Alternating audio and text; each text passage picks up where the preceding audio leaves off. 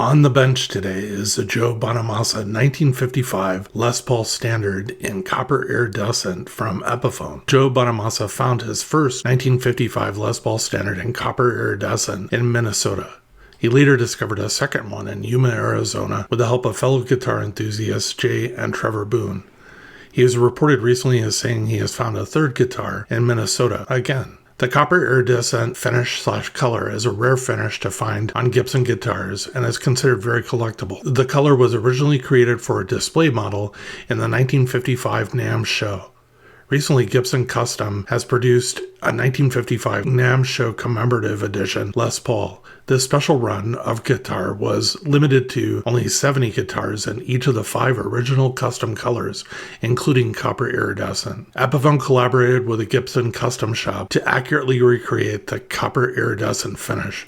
Richard Akers from Epiphone and Cody Higbee from Gibson Custom Shop worked together to reverse engineer the original finish, requiring extensive trial and error to achieve the desired result. I didn't know this, but Epiphone and Joe Bonamassa release an annual signature guitar. This is the 12th Joe Bonamassa signature Epiphone, but the first to feature a P90 pickup set, distinguishing it from previous signature models, which normally feature humbuckers. The guitar specifications are: it has a mahogany body with maple cap, mahogany neck with custom 59 rounded C profile, and laurel fretboard, copper iridescent finish, Epiphone P90 Pro pickups, CTS pots, Mallory capacitors, 50s wiring, and a brown/pink hardshell case. The nut material is Graphtec. Nut width is 1.687 inches or 43 millimeters.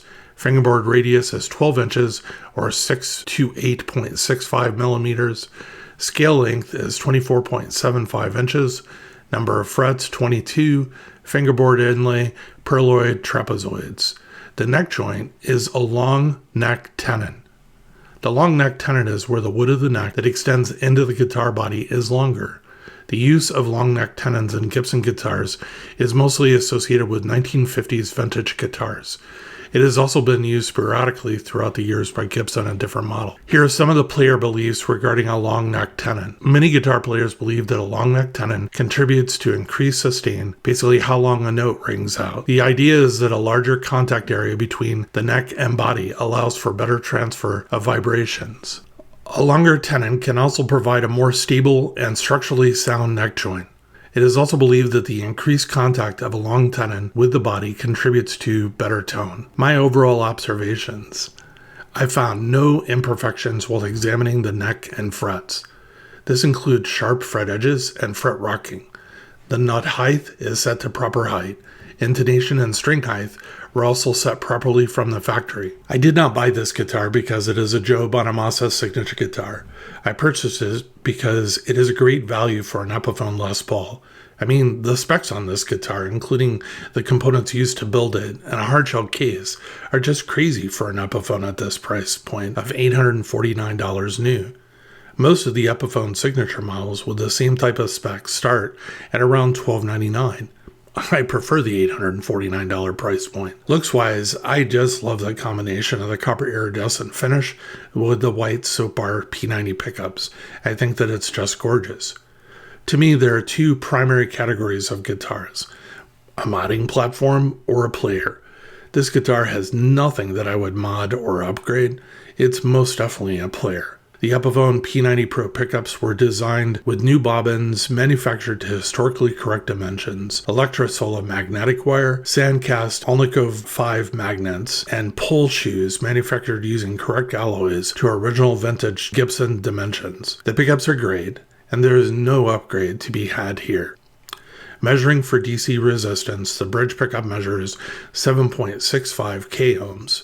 Both pickups together measure 3.83 k ohms, and the neck pickup measures 7.70 k ohms. The guitar weighs in at 9.09 pounds or 4.095 kilos. Let's talk about the one thing that is not good about this guitar: availability. First, I'm not sponsored by anyone for this guitar or video.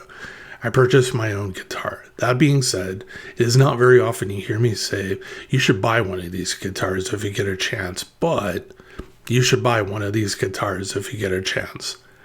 This is a limited run guitar that sold out immediately with the first release. Allocation to each of the large sellers once it is released again? I don't know. I know that Chicago Music Exchange, Sweetwater, Guitar Center, and a few other sellers have them listed for $8.49 on pre-order status. It took me a long time to find mine. I just happened to stumble upon a small shop in Florida that actually had one for the suggested retail price. There have been 7 sold on Reverb since November 24th, 2024. Prices have ranged from $700 to $1,035, with the average price being $823. I think this guitar will not only hold its value, but will go up over time.